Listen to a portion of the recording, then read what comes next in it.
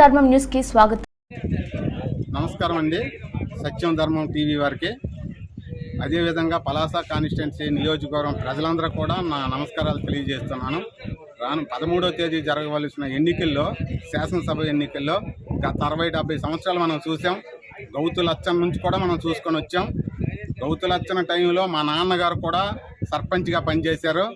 25 ఎకరాలు అమ్ముకొని మా నాన్న నాశనం అయిపోయారు. మా బతుకులు అలాగే పోయాయి.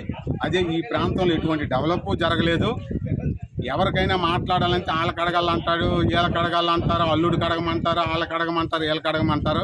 కానీ ఈరోజు మాకు డాక్టర్ అప్పలరాజు అనే వ్యక్తి పేద ప్రజల, మధ్యతరగతి ప్రజలకి ఒక వరం, దేవుడు అతను. మేము అర్ధరాత్రి ఫోన్ చేసినా ఎత్తారండి అతను. మా సమస్యలు మేము చెప్పుకోగలం. మా సమస్యలు ఫోన్ కాల్